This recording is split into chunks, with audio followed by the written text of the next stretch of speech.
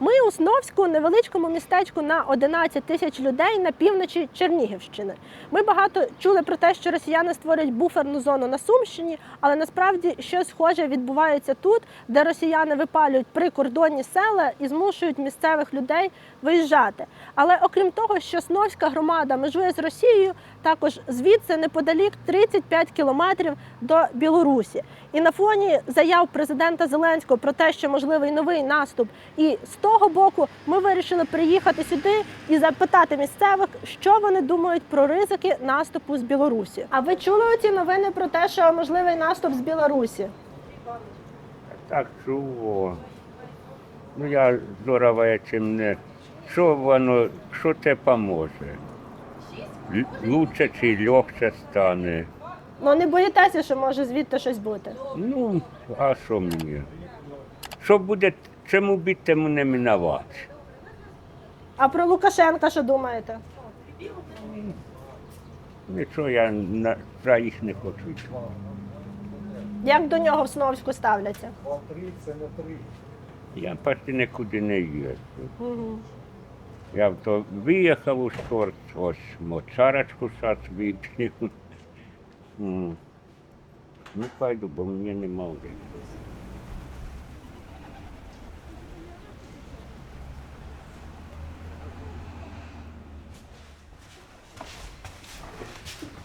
Дивіться, які в мене дві квіточки. Це дві квіточки в мене. Як загалом от жити в цьому місті, де близько кордон, де загрози, як ви вже адаптувалися, чи ви постійно живете в страху? Ми вже плюс-мінус адаптовані, але страх, звичайно, є. Тим паче у нас у всіх і діти, і родини, і страшно, особливо коли обстріли. Але поки що виїжджати не плануємо.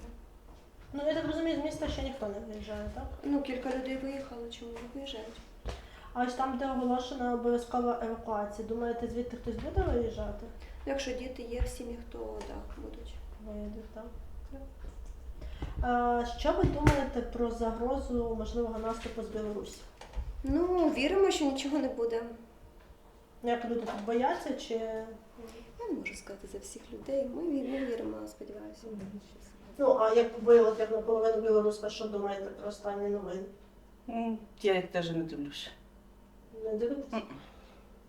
Ну, то тут прям такої паніки, що можливо буде ще наступ не лише З Білорусі я не спостерігала. Угу. Це люди вже звикли, да, жити? Звикли до обстрілів постійних, шахедів, діти звикли. Але люди між собою, якщо бути відвертими зовсім, от нам розповідають, що дехто чекає, навіть хліб-сіль там приготував, щоб зустрічати. Білорусів чи росіян? І росіян, і білорусів. От явіть собі, якщо живуть сім'ї, а там донька, там внуки, там в Брянську, там у Холодному, то хочуть зустрітися одне з одними, хочуть. У них інша політика. Там донька розказує мамі зовсім інше, що доньці розказують. А тут мама теж чує зовсім інше. Тому різне. Але в основному вголос закликів таких сепаратистських немає. Вголос усі проукраїнські, ми патріотичні, чекаємо миру, перемоги України. Та ясно. Чекаємо. А люди думають, що це просто якби там такі новини, да? Вони не вірять в можливість наступу з Білорусі. Ну, от розумієте, ви готуєте новини такого масштабного рівня, а ми живемо майже, от у нас злиття кордонів. Це ж територія, де колись монумент дружби стояв, вон там. Три сестри називалися. І ті, дивіться, особливо 50+, так? Навіть 40+ іще.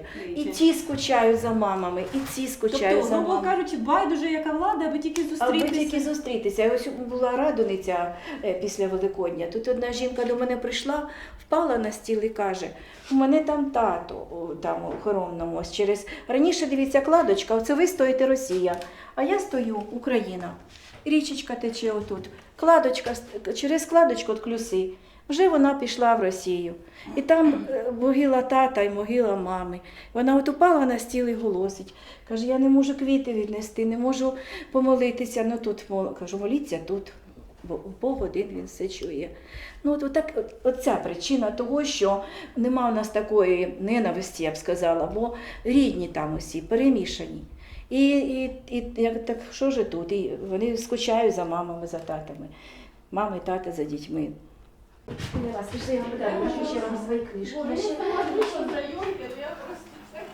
У березні місяці це станція юних техніків, але займаються картингісти. Далі гаражі, де стояли їх картинги. Дякувати Богу, що занять тут не було. Був приліт, мабуть, ворог вважав, що це вишка, вежа, на якій щось знаходиться, якесь щось військове. І був приліт, не було діток, тому ніхто не постраждав, сторож знаходився у гаражах.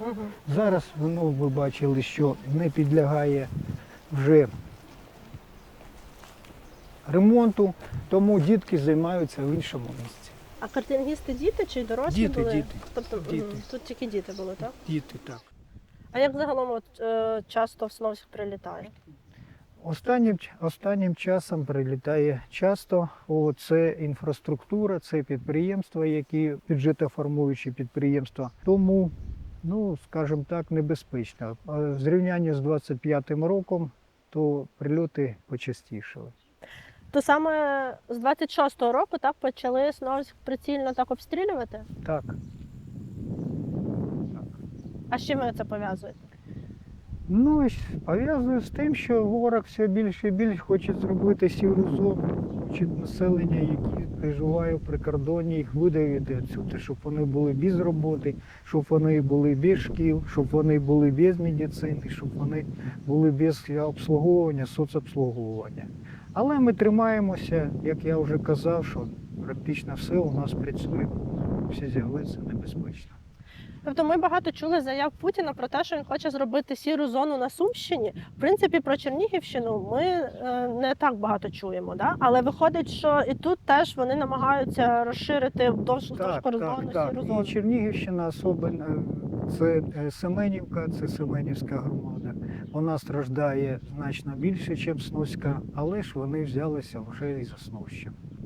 Але і Семенівка, вони тримаються, хоча там населення відселяється в більш безпечні міста, модульні містечка, де є куди населення евакуювати. І тримаємося, тому що то, що ворог собі придумав, то ми тримаємося, щоб цього не було.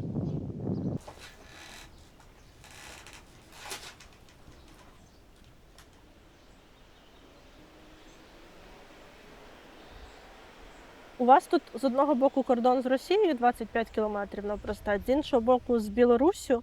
І зараз багато також говорять про ризики наступу з Білорусі. Чи думаєте ви, що може бути щось із того боку теж?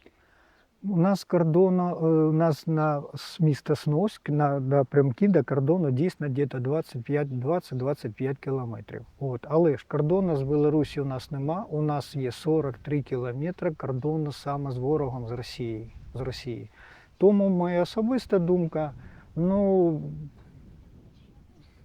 дуже не хотілося б, щоб ворог ще зайшов із Білорусі, хоча Білорусь свою територію надає ворогу для здійснення бойових дій. Але ж зіткнення з білорусами, це я про це і думати не хочу.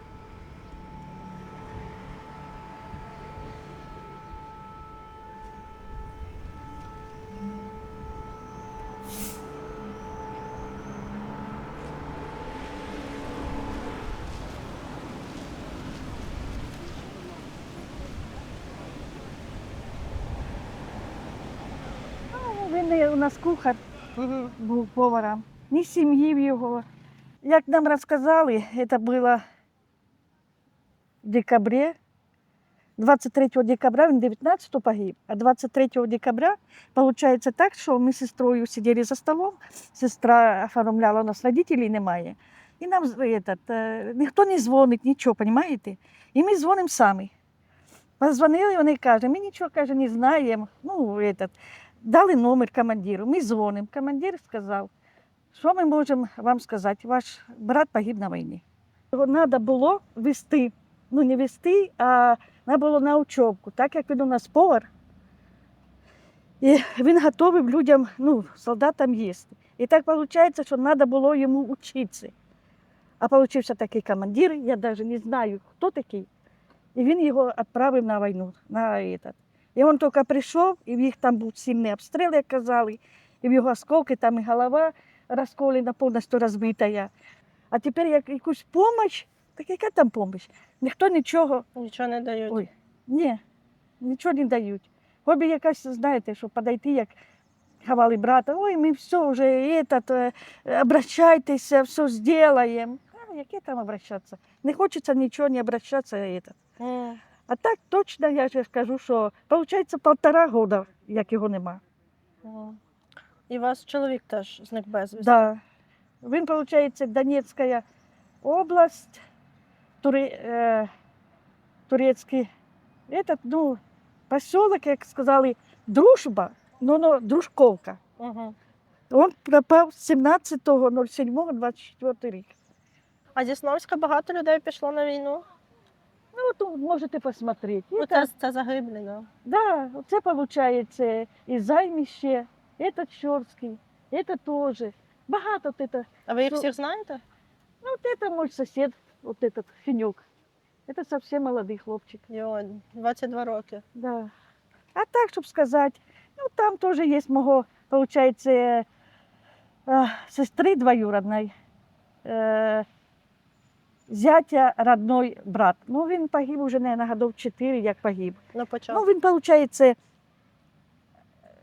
охраняли Чернігів, обороняли Чернігів. А потім вже не знав, що у його рак.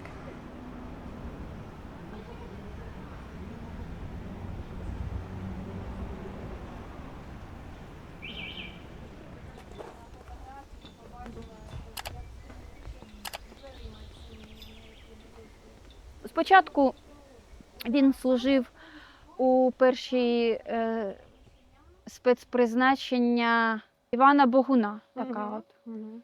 Він там був десь більше року служив, а потім його перевели у 24-му, у кінці 23-го року, перед Новим роком, якраз це було у грудні місяці, перевели у 115-ту бригаду. Це якраз на Новий рік, коли його перевели, не перед переведенням у Куп'янську. Він пробув там 3 дні, саме на самому нулі. Із 10 чоловік їх повернулося 3. І він в тому числі. А потім, уже коли 115-й, він у ППО, мобільні групи. Мобільні групи, так. Да. У ППО він був. То рік тому він загинув, так, від удару FPV. Так.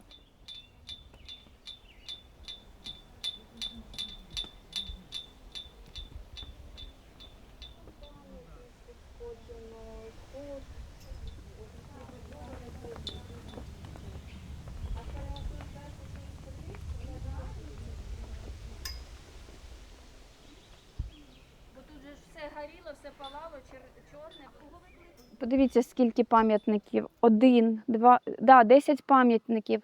І глиби граніту, вони отак от тут просто отак от летіли, як...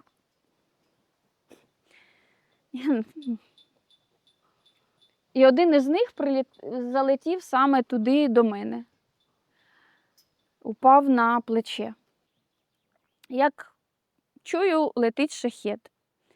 Він був у тій стороні. Я побачила, що він там у тій стороні. І я почала відходити от сюди до каплички, думаю, бетонна стіна, я буду ховатись сюди. Але він міняє напрямок свій і починає, я бачу, він горить і він різко починає летіти просто сюди. Я вже почала бігти, я навіть не знала, що тут є підвал. І побачила ці сходинки. Я спиною вже я чую, що він просто вже все, мене доганяє вже. І я пригнула сюди, забігла, ось цей підвальчик.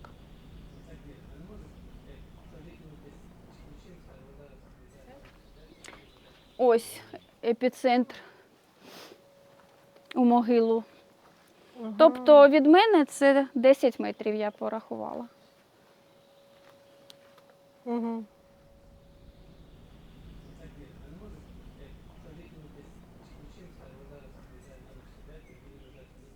Позвонила це Анна Івановна, каже, батько Павло, я кажу, горить?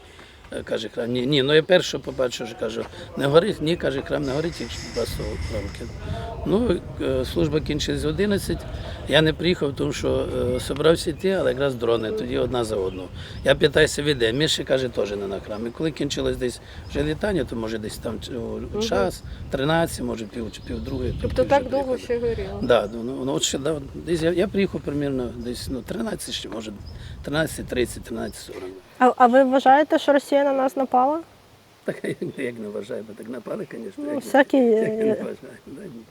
Ви просто сказали... Ми з першого дня визнали, Блажин ще з першого дня визнав, що це за агресія, та побійство він Адама і цього. Як його не Адама, У вас Каїна. церква Московського патріархату, так? Ну що ви таке дурню задаєте? Покажіть мені, от скажіть, от ідіть сюди. Ви ж грамотні люди. От зачем ви сліди наложуєте і кажуть, це дурню. От почитайте. Українська православна церква, Покажіть мені. Ану. каплиця Чернігівська єпархія, каплиця святих і всехвальних, первопрестольних апостолів Петра і Павла. Це наше право власне. Так все ж читайте, вчора Це наше право власне. І так Букаю каже, нас немає московського патріархату з 91-го року. А ви накручуєте людей. Зачем ви це робите? І взагалі, да. Зачем лізти туди, куди не наш? Ну що, як може бути гражданський чоловік командою, коли який праздник має бути? Це люди духовні повинні рішати. Не духовні ніхто нічого не рішав. Гражданський, давай переведемо. Давайте кожен своє переведемо. День народження, день смерті батька, матері. Давайте все переведемо. Чого? Вам подобається перехід на... Що ми сюди повинні походити? Дивіться, є такі священні дати, які вони не переводяться. коли ховають захисників, це ж алея, так? А ви відспівуєте, так? Співають. Відспівуєте, так? Ну, тут два солдатики тут співали. І це, у храмі у нас в Ніколаївському співому центрі. Ну і вже тут сюди на алеї привезли. А на ваших службах вже Кирила не згадують? Як? Кирила. Ні. Не знаю. Як війна почала знати. 27 цього, як його, травня, як прийшов собор, у Феофані ми перестали пам'ятати. Туди ми пам'ятали. Але от у Сновську більшість церков, то вони під Онифрієм, так? Ну, є Православна церква України. Розмовляли і знайшли Але ж ви спільну. вирішили не переходити. А що я должен переходити? Що я должен із хати у сарай переходити, сказати? Я так можу виразитися. Тобто це сарай? Я не сарай називаю, але то можна виразитися. Я кажу, лишити хату, піти у сарай. Зачем? У нас є Бог, у нас є віра, у нас є основоположник віри. Хто равнопостний князь Владимир, Андрій Первозваний. Наші святі, а що я должен, коли у нас святі? Куди йти? Йти від святих? Давайте, скажімо так, що таке прийти? Ми маємо день народження, ми крестились, ми маємо святого свого. От вони перевели, зараз праздник. А в нас вони перевели праздник, вони лишають свого небесного покровителя. Те ж саме, чи Петра Павла, чи Івана, чи Степана Зайця. Зачем це робити? Це не положено робити. Ну, все-таки ж, скажімо так, зв'язки вашої церкви з Москвою. Ну чого ви мішаєте від Москву? Чого ви прийшли за що питати, підкреслити, зачем тут Москва? Ну зачем тут Москва казати? Ну, мені цікаво, чого ви не хочете... А чого я должен переходити? Чого я должен придати Христа і прийти куди? За ким должен йти? До Івана Степана? Сьогодні Степан, Митрофан, Епіфаній, а потім буде йти, закаже забігати за мужиками. Я за Христом пішов. Я в Христі хочу бути, а не з якимось Іваном і Степаном і Григорієм. Чим ми переходимо? А чим нас погано в нашій церкві? А чим там хороше, що там добре? Я там не бачу хорошого.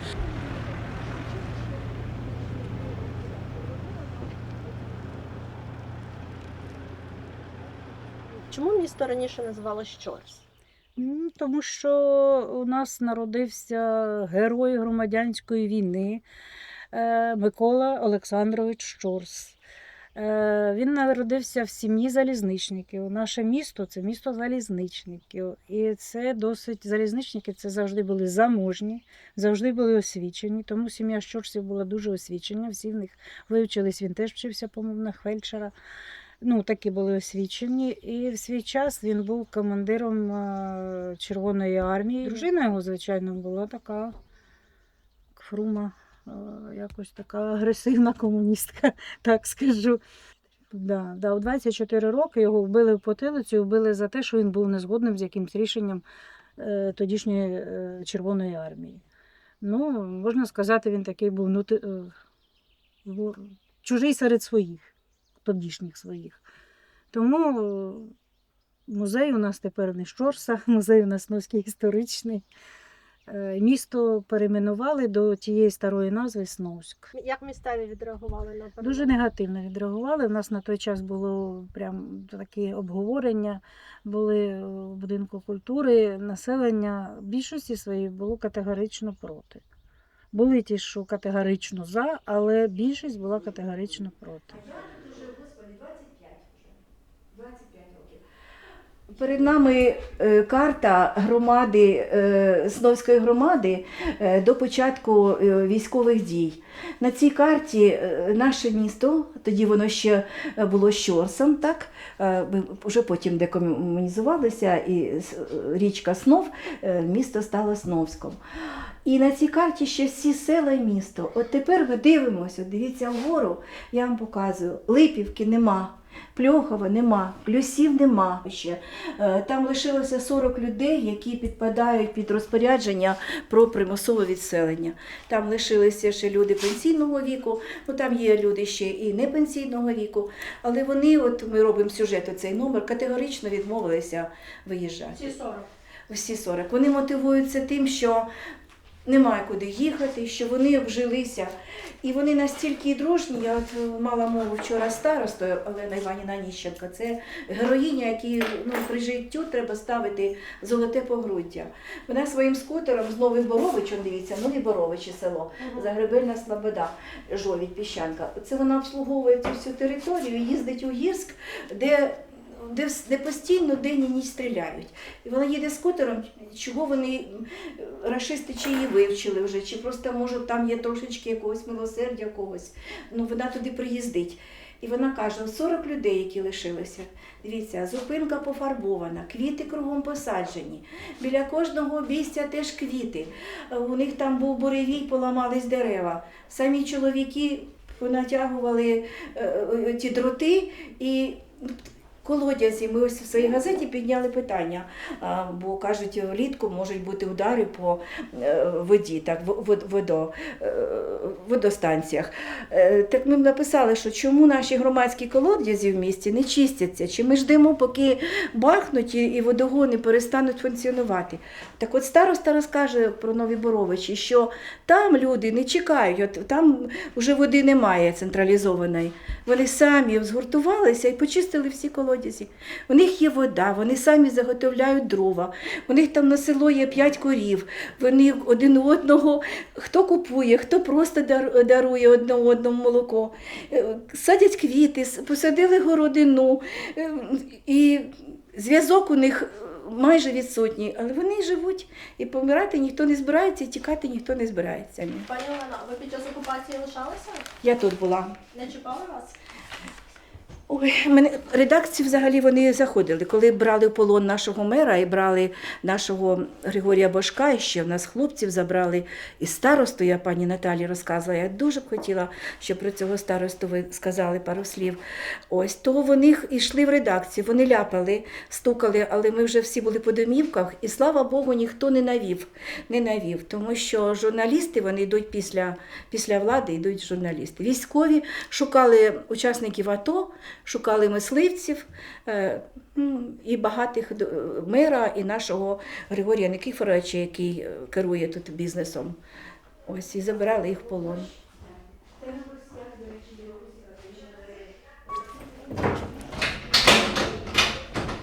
Все, пішла.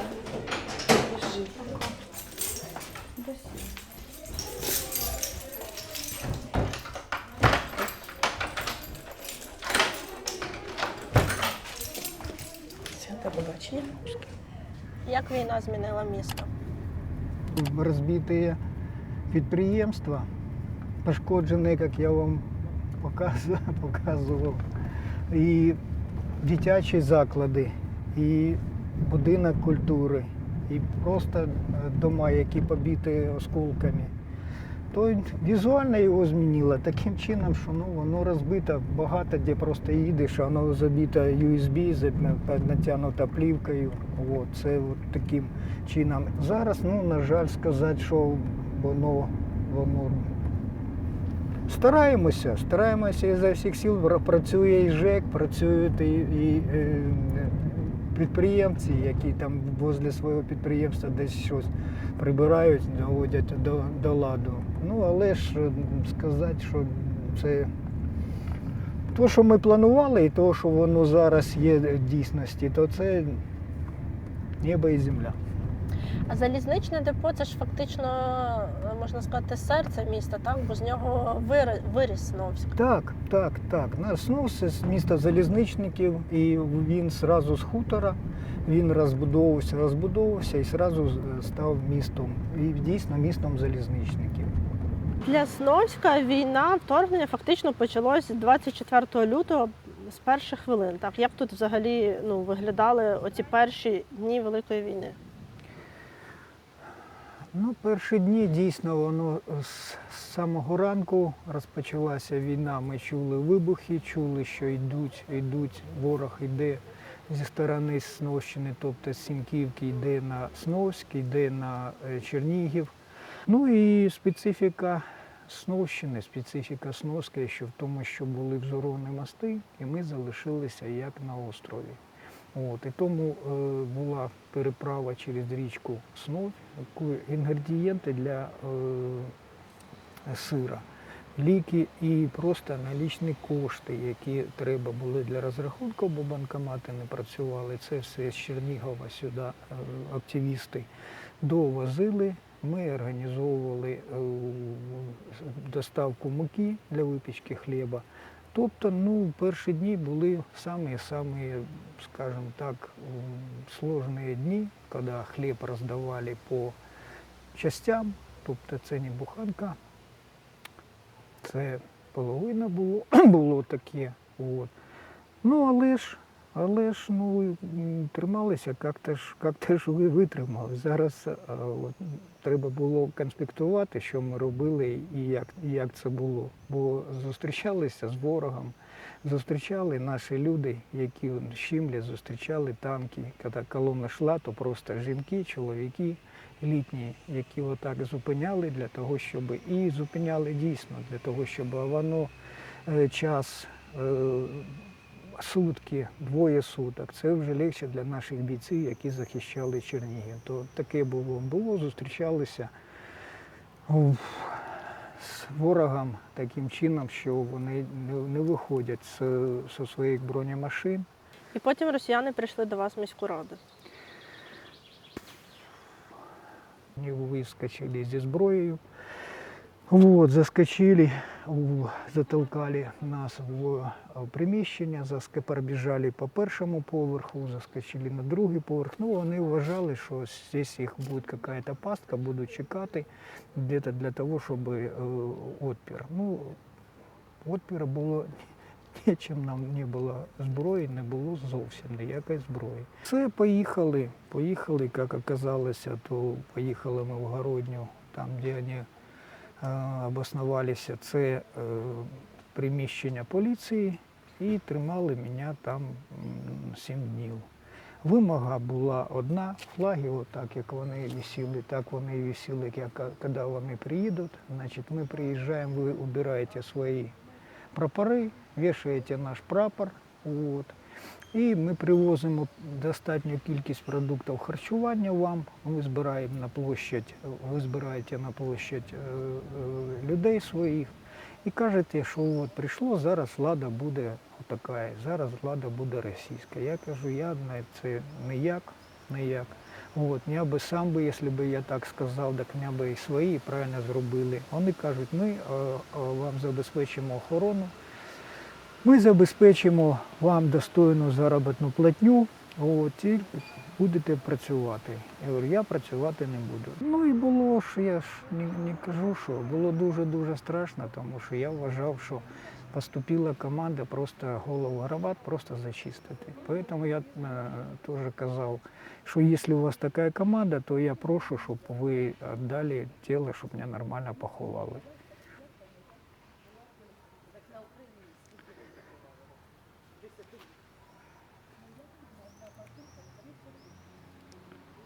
Потім вони запропонували віддати вас за гроші. Потом я не знал, куда опять же меня везут. Вот. Меня привезли на блокпост, где у них был блокпост, они вже тікали туди. Вот. І я все время був впевнений, що мене шукають, і я був впевнений, що шукають для того, щоб мене відміняти. Вони сказали, що вони хочуть $15 тисяч. Зібрали гроші, жінка привезла гроші, і я сидів в машине на заднем сиденье и побачил, вот так как оно было, что женский кроссовок. Когда уже она взяла за руку, я почув, що жінка, не жінка, а, скажем, ну дійсно, що це моя жінка. От. Це тоді я вже заспокоївся, вже все нормально.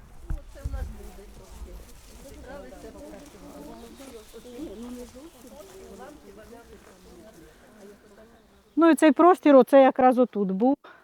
І як я розумію, прилетіло туди десь по центру. Да, ото до двері, виходить, тут. Да, так отуди прилетіло. Ну, воно так твердя. А Влад, онук Галини, спитав: Ірина Іванівна, я щось усіх виграю, а чи зможу з вами пограти в шахи? Як ви граєте? Кажу, ну давай спробуємо, побачимо. Ну, ми хвилин 10 грали, нічия. Грали дуже довго, а потім я пам'ятаю, лише вогняний шар.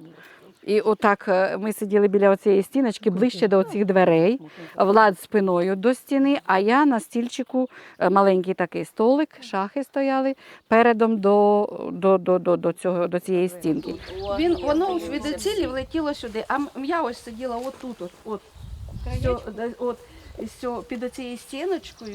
Тут стояв кокон. Кокон тут стояв, і я в коконі сиділа. Валя сиділа возле мене на тому такому кріслі. Іра сиділа із Владиком, вони грали в шашки тут рядом. Та вони біля дверей сиділи. Ну, біля отут же ж, так. А діти сиділи отам за столиком. Я встал, увидел, что Ирина Ивановна на полу, у нее горела голова и плече. Ну, я ее потушил руками. Только голову так поворачиваю налево. Тетя Валя была, завклубша. У нее теж горіла голова та й плече. Ну, я потушив, вже вибіг, почали там дзвонити больницю, скоро одразу позвонили. Поліція, і все. Всього такого більше не пам'ятаю.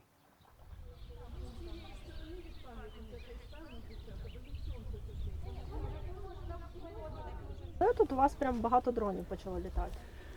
Коли почало багато літати, мабуть, оцей рік, десь так, рік назад. З початку війни в нас було спокійніше. Коли йшли танки, в нас в село вони не заїжджали, тоді було не так гучно. А зараз щодня, щовечора летить над головою, летить гуди. Хочу сказати, що люди, можна сказати, вже звикли б. Ніхто не виїжджає, ніхто не покидає свої домівки. Люди працюють, обробляють городи, живуть. У вас тут, якби ви живете під російським кордоном з одного боку, з іншого боку у вас білоруський кордон. Так. І останнім часом багато розмов про те, що начебто Білорусь до чогось готується. Які от настрої тут у вас? Що ви про це все думаєте? Настрій людей позитивний. Люди не виїжджають, люди працюють і всі чекають довгоочікуваного перемоги. І щоб якнайшвидше настав мир. Тобто люди тут не бояться, що щось може піти з Білорусі? Як не бояться? Кожен хвилюється, в кожного сім'ї, там діти, переживання є. Але щоб там залишали свої домівки, покидали, виїжджали кудись, такого не було в нас, немає. Паніки немає? Паніки немає, так, паніки немає. Ви не думаєте, що тут щось масштабне буде, так? Ой, не думаємо. Не думаю. Ми віримо в наше ЗСУ і надіємо, що вони нас захистять всіх.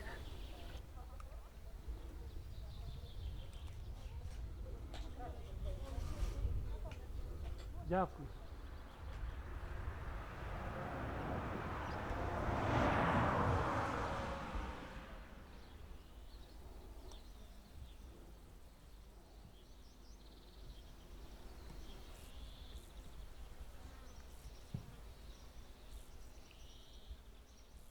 Ну, дуже багато і дуже шкода цього всього, що воно зникає. Це втрачається Чернігівщина північна. Це повністю втрачається. І ми вже інші, але намагаємося це все зберігати. Музей ми теж евакували більшу частину наших експонатів, бо ми в 50-кілометрову зону входимо. А оце ж в Жовіді була мистецька резиденція, Так, так. Вона Я ще знаю ціла. цих людей. Там декілька разів церква постраждала.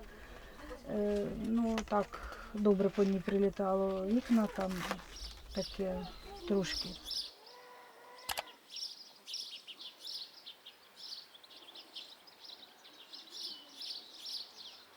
Знищено, я вам показую, село Гірське, яке зараз на межі знищення, воно постановою визначене для відселення. Ну, тут просто різьблені віконниці, це мережево, яке робили майстри, це десь майстри 60-ті роки робили.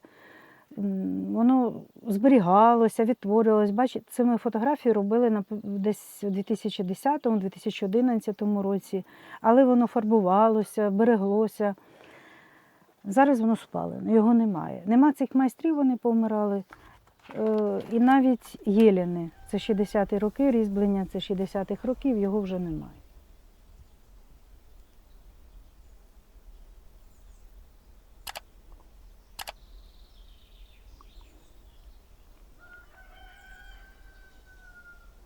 А я приїхала з Менської сусідньої громади, у Клюсах буде жити річка Цата.